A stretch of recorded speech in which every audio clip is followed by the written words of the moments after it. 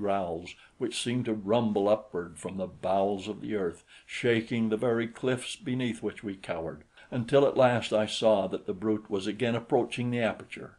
It availed me nothing that I piled the blaze high with firewood until Ajor and I were near to roasting. On came that mighty engine of destruction, until once again the hideous face yawned its fanged yawn directly within the barrier's opening. It stood thus a moment, and then the head was withdrawn. I breathed a sigh of relief. The thing had altered its intention and was going on in search of other and more easily procurable prey. The fire had been too much for it.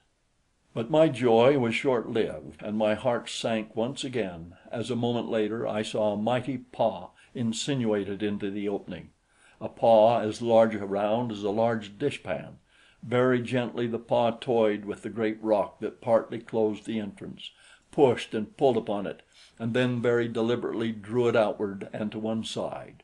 Again came the head, and this time much farther into the cavern, but still the great shoulders would not pass through the opening. Ajor moved closer to me until her shoulder touched my side, and I thought I felt a slight tremor run through her body, but otherwise she gave no indication of fear. Involuntarily I threw my left arm about her and drew her to me for an instant. It was an act of reassurance rather than a caress, though I must admit that again, and even in the face of death, I thrilled at the contact with her. And then I released her and threw my rifle to my shoulder, for at last I had reached the conclusion that nothing more could be gained by waiting. My only hope was to get as many shots into the creature as I could before it was upon me. Already it had torn away a second rock and was in the very act of forcing its huge bulk through the opening it had now made. So now I took careful aim between its eyes. My right fingers closed firmly and evenly upon the small of the stock, drawing back my trigger finger by the muscular action of the hand. The bullet could not fail to hit its mark.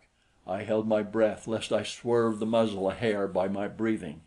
I was as steady and cool as I ever had been upon a target range, and I had the full consciousness of a perfect hit in anticipation. I knew that I could not miss. And then, as the bear surged forward toward me, the hammer fell futilely upon an imperfect cartridge.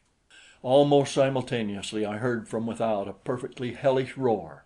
The bear gave voice to a series of growls far transcending in volume and ferocity anything that he had yet essayed, and at the same time backed quickly from the cave.